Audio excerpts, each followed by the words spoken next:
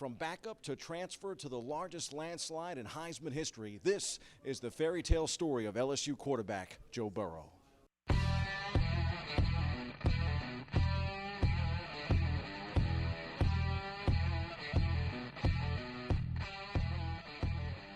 Joe Burrow came to LSU as a kid from Ohio who couldn't win the starting job for the Buckeyes. The LSU transfer had 200-1 odds of winning the Heisman Trophy coming into this season. Joe, this is the kind of fairy tale story that I think a lot of people wouldn't believe. From backup to transfer to Heisman, what does it take to make a fairy tale story like this a reality? Hard work. I kept faith in myself the entire time. I knew the kind of work I'd put in for 10 years. I knew the kind of person I was. I knew the kind of player that I could be, and I just kept faith in my preparation and off-season work. Tonight, the underdog who leaves the Tigers as the best quarterback in LSU history is immortalized in Heisman lore. This is what little kids dream of doing. When I envisioned myself growing up playing football, I envisioned myself on that stage and being the quarterback of the #1 team in the country, getting ready to play for a chance for the national title. So this entire season has been a dream come true for me. Joe has a certain spirit about himself that when he walks in the room, he makes everybody better. By the way he works, Joe's intelligence of the game, his ability to process is like no other player I've ever seen. We got to keep the mentality of the hunter, not the hunted. We're going to have the bullseye on our back because we've cleaned up all these awards and we're going to be the #1 team in the country. But I think we have a lot of mature guys that are still super hungry to get that title. 51 total touchdowns, LSU records, SEC records, Heisman moments. This season belonged to Joe Burrow.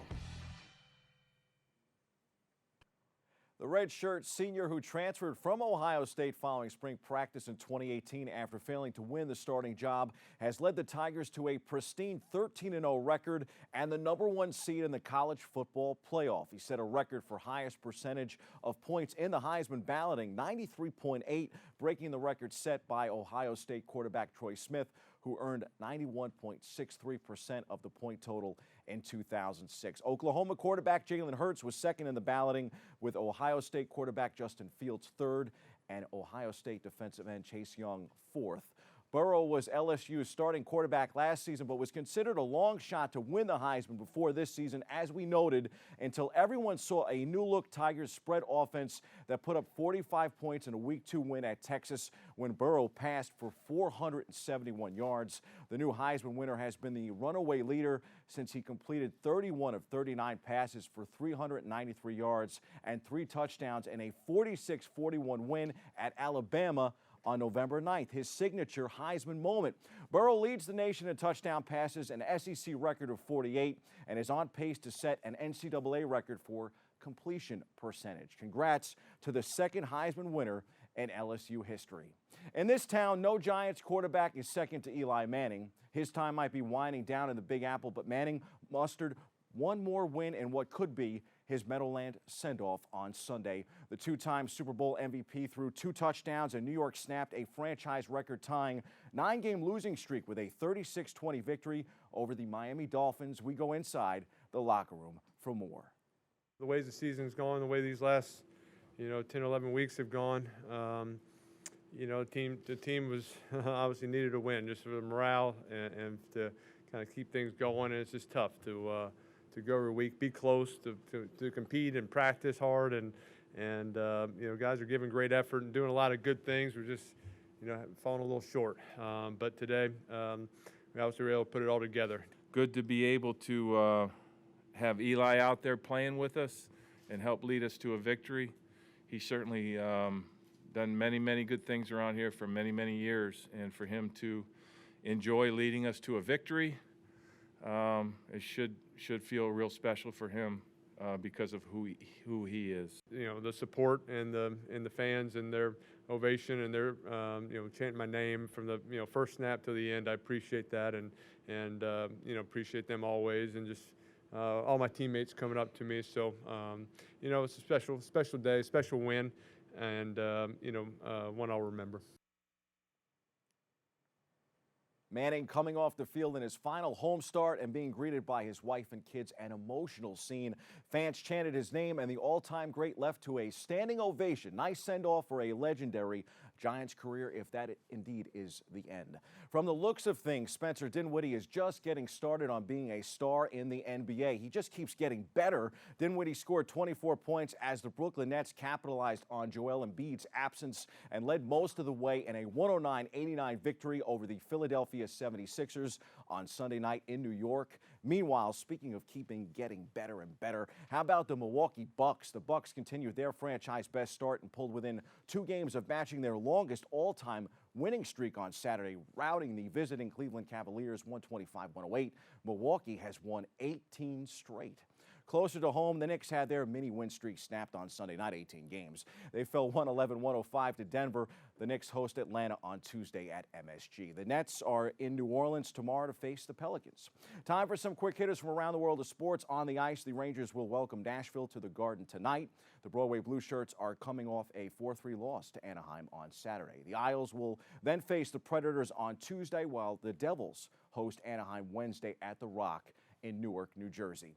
With their grasp on the NFC East lead slipping, the Dallas Cowboys made a statement on Sunday, ending a 3-game losing streak with an impressive 44-21 victory over the visiting LA Rams. The boys kind of like Jekyll and Hyde these days. The San Francisco 49ers are 11-3, but easily could have been 12-2 this Monday morning. Atlanta's Julio Jones nabbed a game-winning touchdown as time expired for the Falcons, and an exciting 29-22 finish. Niners still very much in the Super Bowl equation, but that loss may have sunk their chances at home field in the playoffs. They lost the top seed in defeat.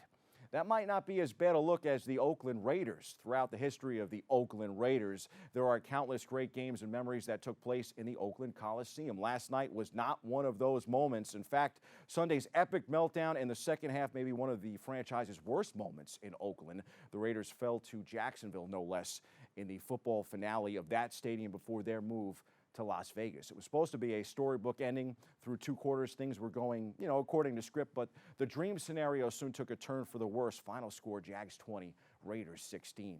British boxer Tyson Fury has split with trainer Ben Davison and teamed up with Sugar Hill 2 months before his February rematch with WBC heavyweight champion Deontay Wilder. Terrence Crawford started slow Saturday night in his WBO welterweight title fight at Madison Square Garden in New York, but he came on strong and scored a 9th-round knockout to keep his 147-pound title in place. In the UFC, Amanda Nunes isn't leaving herself a lot of options for future opponents. Nunes won in a unanimous decision against multiple-time kickboxing world champion Germaine de Randamie at UFC 245 in Las Vegas. She's the queen of 135 and 145. Story remains the same, 2 belts for the best in the world. Kamaru Usman got his welterweight championship reign off to a memorable start, with his first title defense being a 5th-round TKO of Colby Covington. It was a huge fight, another big night for the UFC. In golf, Tiger Woods, the player captain, set the tone on Sunday by winning the team's first singles matchup and then guiding the United States to a come-from-behind victory that left Woods in tears. With an unblemished 3-0-0 record this week, there was no better player at the President's Cup than the U.S. captain, who proved that at 43, he remains the sport's most dangerous competitor when the stakes are at their highest.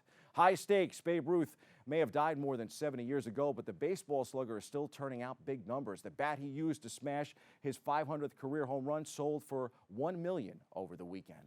And more hot stove news. Ace pitcher Madison Bumgarner is leaving the San Francisco Giants, but staying in the National League West. He signs a 5-year, $85 million deal with the Arizona Diamondbacks. The Cleveland Indians also dealt former Cy Young winner Corey Kluber to the Texas Rangers this weekend, as both teams are remaking their rotations.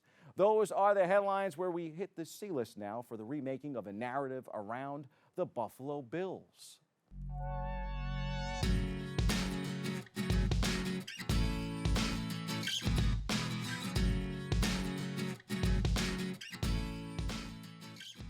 The best New York football team remains to the north of New York City. The Giants and Jets may call New Jersey home despite the New York titles, but the Bills are slowly and surely playing their way into the hearts of New Yorkers and perhaps even those football fans on the national stage after last night. The Bills returned to Sunday Night Football for the first time in 12 years, and they were ready for primetime. Buffalo defeated the Pittsburgh Steelers 17-10 on a memorable final drive to clinch at least an AFC wildcard spot in the playoffs as it looks to fight for the coveted Lombardi Trophy in February. The win also marked the 10th of the season for the Bills, something that hasn't been done for this team since 1999, finally snapping their drought in that category. With Big Blue and Gangrene sitting the playoffs out, Bob, I will be rooting for the Bills to do something big. They have played well all season, but lost some tight games to notable opponents, including New England and Baltimore. Bills signal caller Josh Allen can run, and he's showing a certain timeliness. And at this moment, the Bills will sign up for it. They will take it.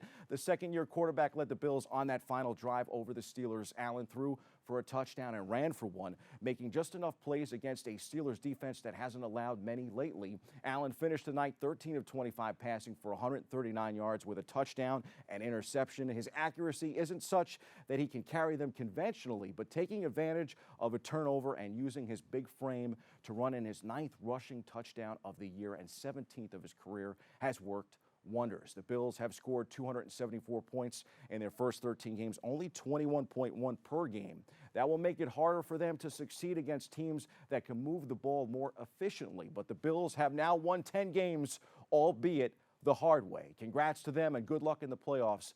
Thanks for giving us someone to root for this January. That's your look at sports. I'm Bobby C. Stay with us.